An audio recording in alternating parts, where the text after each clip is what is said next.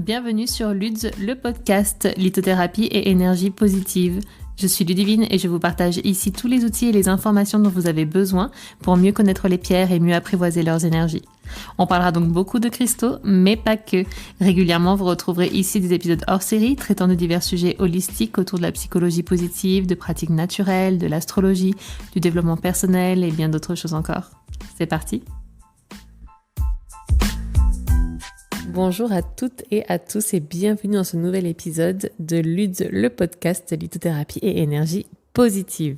Aujourd'hui, je vous emmène dans un voyage astrologique. Vous l'avez lu dans le titre de l'épisode, nous allons partir au cœur de notre système solaire. Mais pas celui qu'on observe avec les télescopes, vous l'aurez bien compris, mais bien celui qui existe dans notre thème natal, l'astrologie, qui parle de notre énergie intérieure, de notre dynamique personnelle, de nos missions d'âme, etc. Pourquoi ? Parce que depuis que j'ai lancé le Luds Club, vous êtes nombreuses à me poser la question du style, quand tu parles des planètes dans le calendrier astral, qu'est-ce que ça veut dire exactement ? Quelle est l'énergie propre à chaque planète, etc. Parce que vous le savez peut-être, mais lorsque vous êtes membre du Luds Club, vous recevez plusieurs outils digitaux, plusieurs guidances par mois, plus des bonus supplémentaires. Et l'un de ces produit numérique que vous recevez tous les mois, c'est un mini e-book des dates importantes du mois. Donc des mouvements astrales notamment, le cycle lunaire bien sûr, les dates importantes comme les portails, les solstices, les équinoxes, etc. Mais donc il y a les mouvements planétaires et vous avez toujours un petit explicatif, un petit rituel, un mantra, une huile essentielle, une pierre à utiliser pour le moment, auquel correspond ce mouvement planétaire. Et bien souvent vous me dites, mais plus en détail, qu'est-ce que ça veut dire en fait, cette planète, à quoi est-ce qu'elle correspond, etc. Donc, aujourd'hui, je vous propose un épisode pour poser les bases de la lecture astrologique en vous décrivant l'archétype énergétique de chaque planète dans le ciel comme en nous, ce que ça veut dire, tous ces astres qui bougent dans notre ciel actuel et ce que ça peut vouloir dire aussi dans votre thème astral personnel. Donc il y a quand même plusieurs grandes bases à connaître en astrologie. Il y a évidemment l'énergétique, la définition de chaque énergie, de chaque astre dans notre ciel. Également, bien évidemment, l'énergie de chaque signe astrologique, de la roue zodiacale. L'énergie de chaque maison également. Et qu'est-ce que ça veut dire chaque transit ? Une rétrogradation, un retour à domicile. Qu'est-ce que ça veut dire chacun des mouvements également, parce que ça va avoir un impact différent. Vous l'aurez compris, on ne va pas parler de tout aujourd'hui. Aujourd'hui, on va se concentrer sur l'énergie, la symbolique de chaque planète. D'accord ? Et comme ce sont des infos qui sont assez précieuses et que j'aime bien vous gâter en ce moment, je vous rappelle déjà que vous avez jusqu'au 25 juin ce mini e-book qui est normalement réservé aux membres du Luds Club sur les dates puissante de ce mois de juin qui vous est offert. Donc demain, solstice d'été, l'une d'entre elles très puissante, si vous voulez plus d'informations, et la prochaine sera donc le 25 juin. C'est également un futur portail qui sera notre nouvelle lune du mois. C'est offert, c'est gratuit si vous êtes bien sûr membre du Luds Club, mais si vous ne l'êtes pas, vous avez qu'à cliquer sur le lien qui est dans la description de cet épisode pour pouvoir justement le recevoir. Et un cadeau ne venant jamais seul en ce moment, c'est le slogan que j'avais envie de vous dire. Je vous ai préparé un mini e-book qui est également offert à télécharger gratuitement dans le lien des notes de cet épisode également, qui va reprendre toutes les informations que je vais vous délivrer aujourd'hui pour les avoir aussi à portée de main. Donc, ne manquez pas le coche d'avoir tous ces outils digitaux gratuits à votre disposition pour découvrir un petit peu l'univers Luds aussi, notamment l'univers du club, et avoir les bases sous la main, avoir un mini e-book qui vous dit toutes les dates magiques du mois en cours, c'est hyper pratique. Et là, si vous voulez en savoir plus sur l'astrologie, vous avez l'e-book de l'épisode du jour qui sera également disponible. Rentrons dans le vif du sujet. On va commencer avec le soleil, parce que vous le savez, astrologiquement parlant, le soleil et la lune sont des astres exactement au même titre que les planètes. Donc le soleil, vous l'aurez compris, c'est l'essence. C'est vraiment votre signe astrologique, c'est votre signe solaire. Donc, le soleil, c'est l'essence, c'est le rayonnement, c'est votre but de vie. Le soleil est au centre du système astrologique et comme il est au centre de notre système solaire. Donc c'est vraiment le symbole de notre identité fondamentale, notre centre, notre vitalité, notre direction d'incarnation, vraiment notre mission de vie. En thème natal, il représente ce que nous venons apprendre à devenir dans cette vie. Il ne parle pas que de ce que nous maîtrisons déjà, mais vraiment de ce que nous sommes appelés à rayonner au fil du temps et la face de nous que on est amené à montrer au monde. C'est vraiment notre énergie de jour, si vous voulez, notre moteur de vie consciente, notre expression créatrice aussi. Sa phrase clé, ça pourrait être le soleil est ton feu sacré, celui que tu apprends à allumer pleinement. Astrologiquement parlant, encore une fois, il régit le cœur, le soleil, la volonté, le charisme et notre manière de nous affirmer dans le monde. C'est vraiment notre facette que l'on montre au monde, celle avec laquelle on se déploie, on avance. À l'inverse, la lune, elle, va beaucoup plus être tournée vers les émotions, vers les instincts, vers le monde intérieur, vers votre quintessence. Qui êtes-vous réellement à l'intérieur? La lune, le soleil, c'est qui je montre au monde. Qu'est-ce que je fais? Qu'est-ce qui est visible? La lune, c'est qui est-ce que je suis lorsqu'il n'y a personne? Qui est-ce que je suis vraiment si personne n'est là pour regarder, s'il n'y a pas de but à atteindre? Quand je suis moi avec moi-même, qui je suis réellement, ma vraie essence. C'est vraiment le miroir du soleil, son pendant. Elle représente donc vraiment ce monde intérieur, cette mémoire émotionnelle aussi, nos besoins profonds, notre sécurité affective également. Elle décrit notre manière spontanée de réagir, nos comportements presque automatiques parce qu'ils sont liés à l'enfance, à l'inconscient, aux vies passées. C'est la sphère du ressenti, de l'intimité, du lien maternel et du refuge. C'est notre énergie de nuit, notre base émotionnelle, notre besoin d'appartenance aussi. Sa phrase clé pourrait être « Ta lune te montre ce qui te nourrit, ce qui te sécurise, ce qui te relie ». Mercure maintenant, notre fameuse Mercure, c'est la pensée, la parole, la logique, la connexion, la communication et le transport aussi. Mercure, c'est le messager du ciel, vous savez. Il relie les mondes intérieur et extérieur. C'est le messager, celui qui transporte l'information. Donc on retrouve vraiment cette idée de connexion au transport et au message, à la communication. Donc il est très intuitif et rationnel, spirituel et matériel à la fois. Il nous montre comment on analyse, comment on exprime nos idées, comment on les adapte aussi. Il est très lié aussi à la curiosité, à l'apprentissage, au langage. Vraiment, c'est le fait de se déplacer à travers le monde, entre nos mondes, intérieur, extérieur, etc., encore une fois, et notre manière de communiquer, tout ça, et d'apprendre. C'est vraiment le messager qui fait les allers-retours entre l'intérieur et l'extérieur, entre également ce que l'on intègre, on apprend donc, et ce que l'on délivre, ce que l'on communique.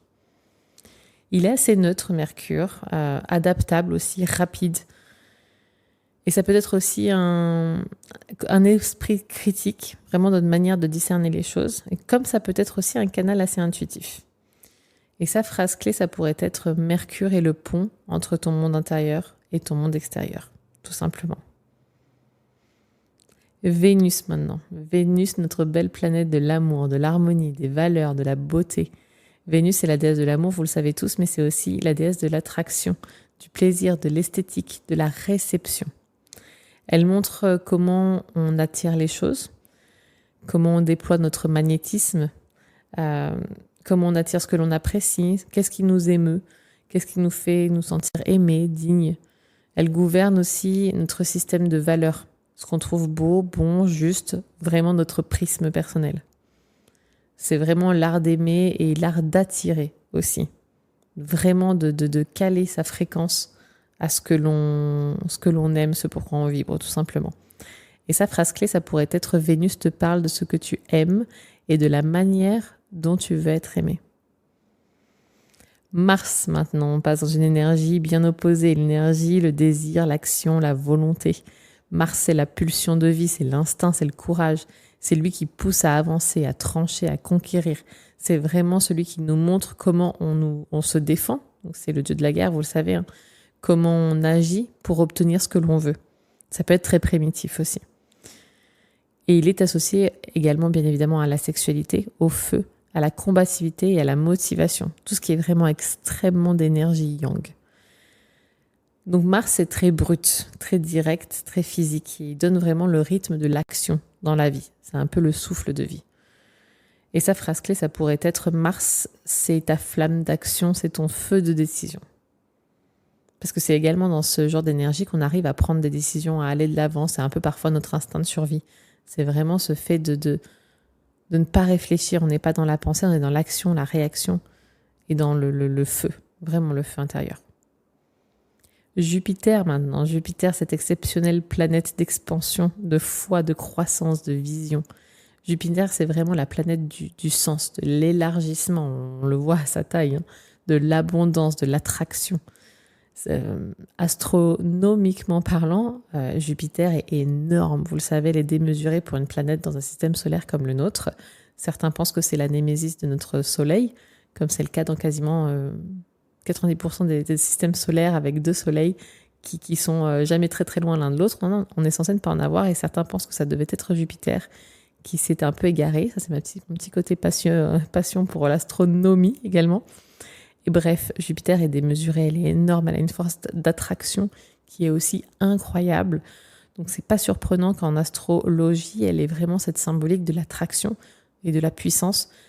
Dans notre système solaire, elle retient à elle seule toute une ceinture d'astéroïdes par son magnétisme finalement et sa force d'attraction. Donc c'est extrêmement puissant bien sûr et ça se ressent dans l'astrologie. Et vraiment, Jupiter nous montre où on peut grandir, où on peut enseigner aussi, recevoir également du coup. Et elle nous montre nos bénédictions. Mais aussi là où on risque un excès d'orgueil également. C'est vraiment, à chaque fois, il y a le miroir de chaque chose. Donc on peut aussi pécher par orgueil justement d'excès. Donc Jupiter, c'est la philosophe également. C'est une guide. C'est le voyageur de l'âme. Et sa phrase clé, ça pourrait être: là où est Jupiter, tu es appelé à t'épanouir, mais aussi à garder foi en toi. Donc, c'est intéressant, encore une fois, de constater où se trouve Jupiter dans son ciel astral personnel pour voir là où on est censé se développer, plus qu'ailleurs peut-être. Saturne maintenant, cette magnifique planète que j'affectionne tout particulièrement et qui est pourtant extrêmement challengeante. Saturne, c'est la structure, les limites, le temps, la sagesse et aussi le karma.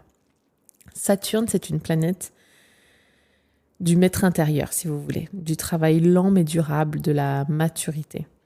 Saturne va venir nous confronter à nos responsabilités, à nos blocages, à nos parts d'ombre, à nos peurs très profondes, pour mieux déconstruire tout ça et se reconstruire.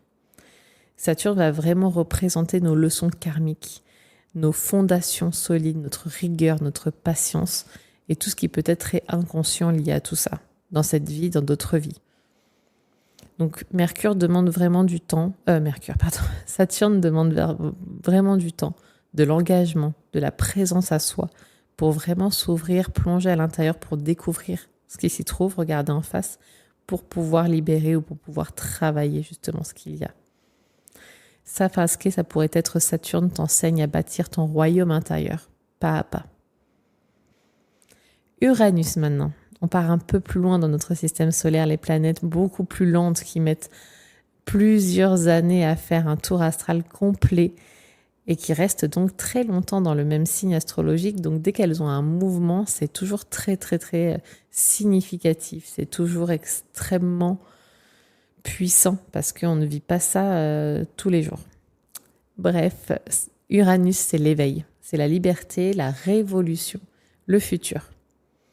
Donc Uranus est une planète de changement radical, de libération, de rupture avec l'ancien. C'est vraiment une planète qui éclaire, qui bouleverse, mais aussi qui révèle. Et ça se transcrit encore une fois un peu dans cette idée de transit. Sa résolution est extrêmement lente. Donc elle va mettre passer beaucoup de temps dans un signe. Et quand elle va en changer, ça va être un grand bouleversement. Donc vraiment, elle indique la manière de se libérer des normes, de créer sa propre voie, de vivre notre vérité unique à nous. Nous, vraiment, nous, qui sommes-nous si on enlève tous les prismes, tous les filtres, tout ce que l'on montre encore au monde? Comment est-ce qu'on peut vivre libéré de tout ça, de toutes les cases dans lesquelles on se met, comment on peut découvrir qui l'on est, c'est déjà une chose, mais comment on peut vivre avec ça. Vraiment, elle nous invite à vivre, à agir, à être comme on est réellement dans notre quotidien. Donc c'est l'énergie du génie aussi, de la rébellion notamment. La rébellion, c'est vraiment une caractéristique qui lui va aussi très bien. Et c'est aussi une énergie d'inspiration assez fulgurante. Voilà. Et sa phrase clé, ça pourrait être « Uranus vient te rappeler que tu n'es là pour suivre personne, sauf ton âme. » Neptune maintenant. Neptune, c'est l'intuition, c'est les rêves, c'est la compassion, c'est l'illusion. Neptune, c'est la planète des poissons. On est dans l'émotionnel, la spiritualité, l'intuition, les perceptions. Neptune, c'est vraiment la planète du mystique. C'est celle des dissolutions des frontières. Elle symbolise vraiment la sensibilité extrême, la connexion à l'invisible, à l'imaginaire, à l'art aussi, à la guérison spirituelle. Mais c'est aussi l'illusion, l'échappatoire, le flou quand elle est mal intégrée.